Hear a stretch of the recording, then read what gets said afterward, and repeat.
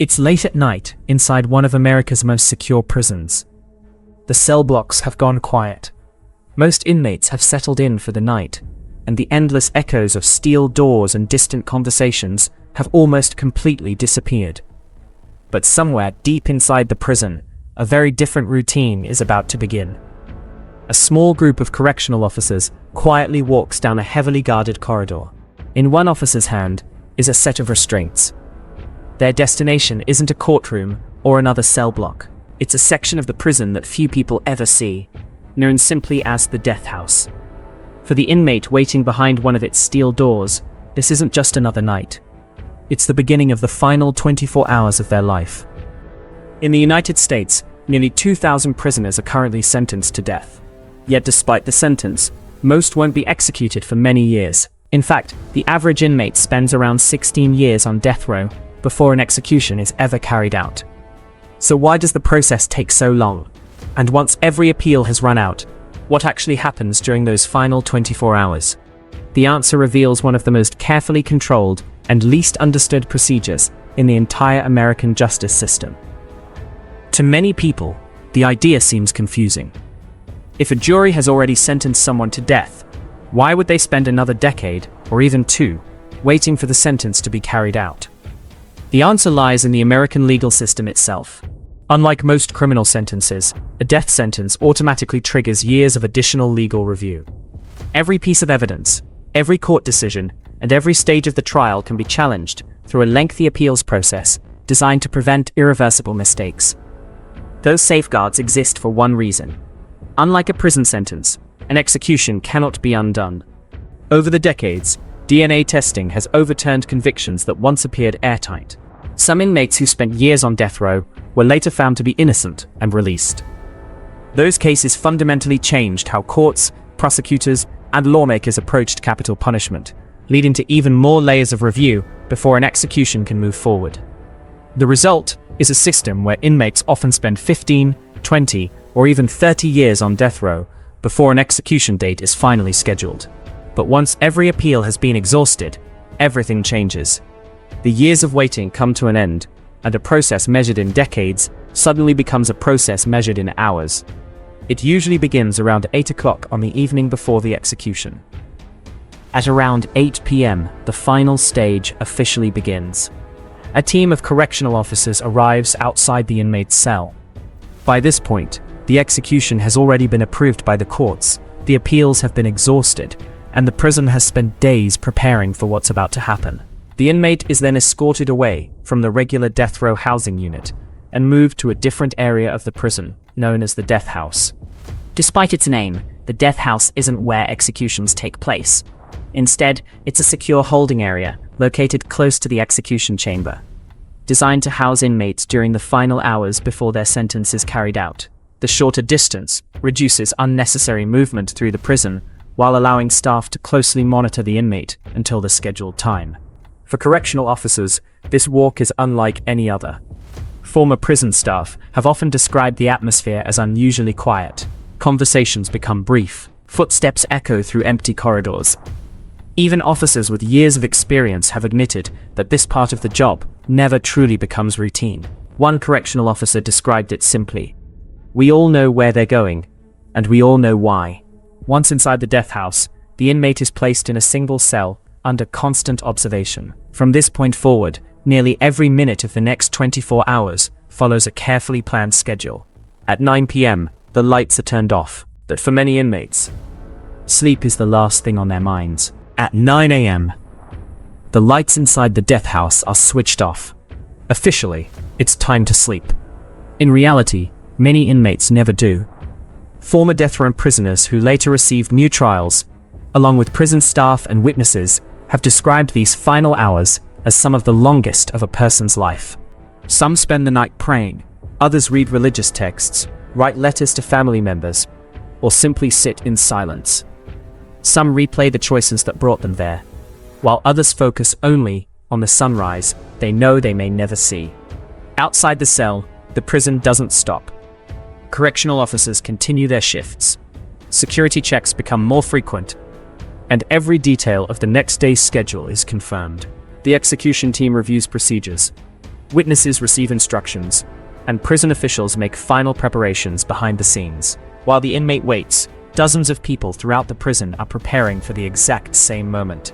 Then, long before the rest of the prison wakes up, the final morning begins. At 4:30 a.m., the inmate receives what will almost certainly be the last wake-up call of their life. At 4:30 a.m., the prison day begins long before sunrise. For the inmate, it's the final wake-up call they'll ever receive.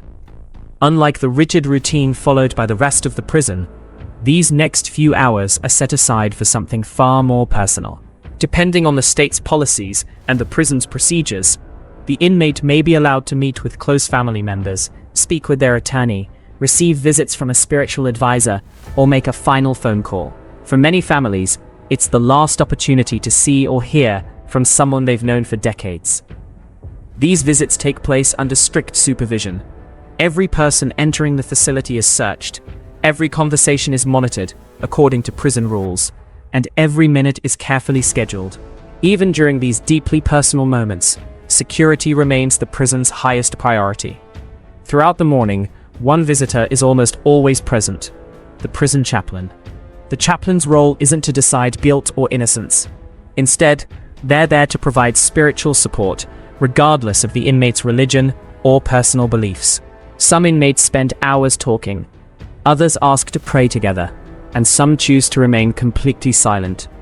Then, at 8 a.m., the visits come to an end. Family members are escorted out of the prison. The phones fall silent. From this point forward, the inmate's contact with the outside world is over. Only prison staff and the chaplain remain. The next time the cell door opens, it won't be for a visit.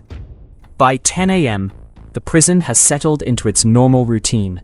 Somewhere else in the facility, inmates are attending work assignments, eating meals, and following the same schedule they followed for years. But inside the death house, time seems to move differently. Lunch is served, and despite what Hollywood often suggests, it's usually nothing unusual. In many states, the inmate simply receives the same meal being served throughout the prison that day. The focus isn't on creating a memorable final lunch, it's on maintaining the prison's routine as consistently as possible. Once the meal is finished, the waiting begins.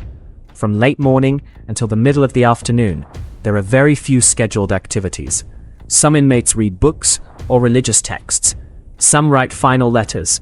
Others spend the time praying, reflecting, or sitting quietly with their thoughts. It's a strange contrast. After spending years waiting for an execution date, the final hours often pass with almost nothing to do except watch the clock. But while the inmate waits, prison staff continue preparing behind the scenes. Witness lists are confirmed. Security checkpoints are reviewed. The execution chamber is inspected, and every piece of equipment is checked according to strict procedures established long before the day ever arrived. Then, for inmates scheduled to die by electrocution, another preparation takes place.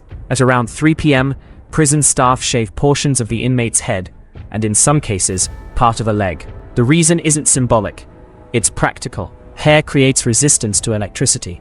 Removing it helps improve contact between the skin and the electrodes, allowing the electrical current to pass more efficiently during the execution. Although lethal injection has become the most common execution method in the United States, a small number of states still allow electrocution under certain circumstances, which is why this procedure remains part of some execution protocols. But perhaps the most well-known tradition of all is still ahead: the final meal. By 4 p.m., one of the most famous traditions associated with capital punishment takes place: the final meal. For decades, it has been surrounded by curiosity, stories of extravagant requests. Steaks, seafood, ice cream, even entire feasts have become part of popular culture, leading many people to believe every condemned inmate receives one last lavish dinner. The reality is far less dramatic. In many states, inmates are allowed to request a special meal, but the rules vary widely. Some states place strict limits on the cost, while others require the meal to come from food already available within the prison. And several states have eliminated the tradition altogether after controversial requests sparked public debate. When a special meal isn't permitted, the inmate simply eats the same dinner being served to everyone else in the facility. Whatever ends up on the tray, it's rarely about the food itself. For prison officials, it's one final part of a carefully controlled routine. For the inmate, it marks a moment that makes the reality of the day impossible to ignore. As dinner trays are collected, activity begins to increase throughout the prison. Around 5 p.m., official witnesses start arriving at the facility.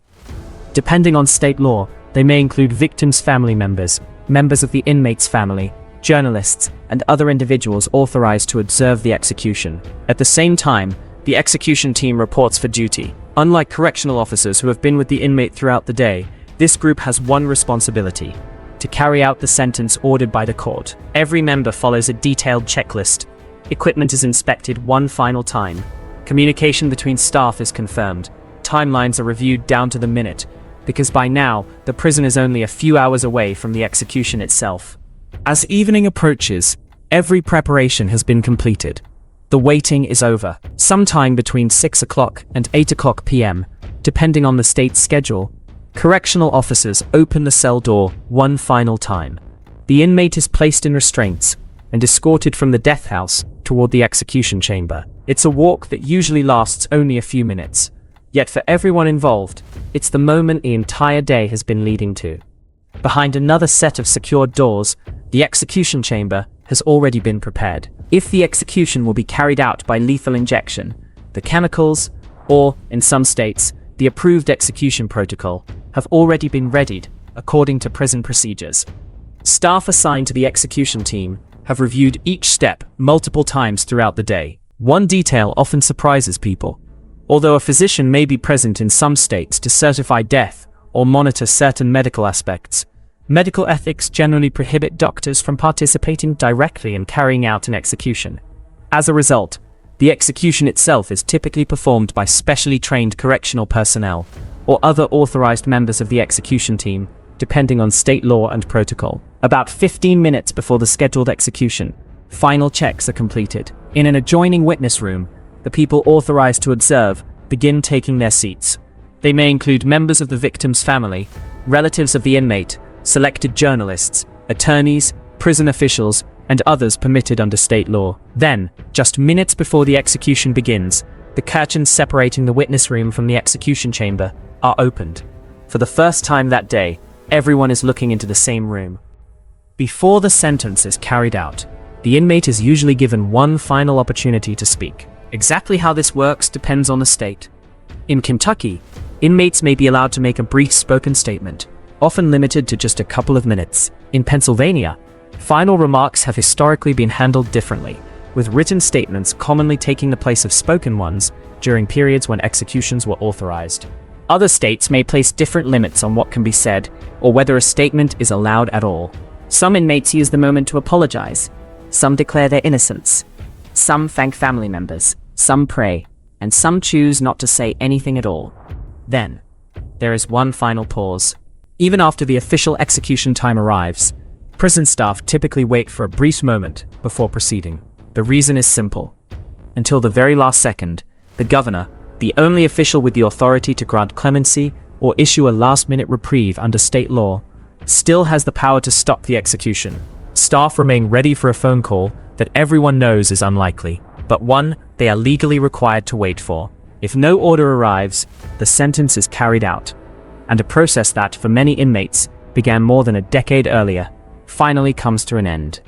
For most people, an execution lasts only a few minutes, but as you've seen, those final moments are only the end of a much longer process. Behind every execution is a system shaped by centuries of legal history, constitutional challenges, changing public opinion, and decades of courtroom appeals. Every step, from the move to the death house to the final opportunity for clemency, exists because lawmakers and courts have repeatedly debated how the ultimate punishment should be carried out. Today, the United States remains one of the few Western democracies that still uses capital punishment, but its use has become far less common than it once was. Many states have abolished the death penalty altogether, while others rarely carry out executions, even though death sentences remain on their books. Yet whenever an execution does take place, the final 24 hours follow a process designed to balance security, legal procedure, and constitutional requirements, all while carrying out a sentence that can never be reversed. Whether someone supports capital punishment or opposes it, one fact remains unchanged. Long before the execution itself, the final day has already become one of the most carefully planned and closely scrutinized procedures in the entire American justice system. And for the inmate at the center of it all, it begins with a quiet walk to the death house.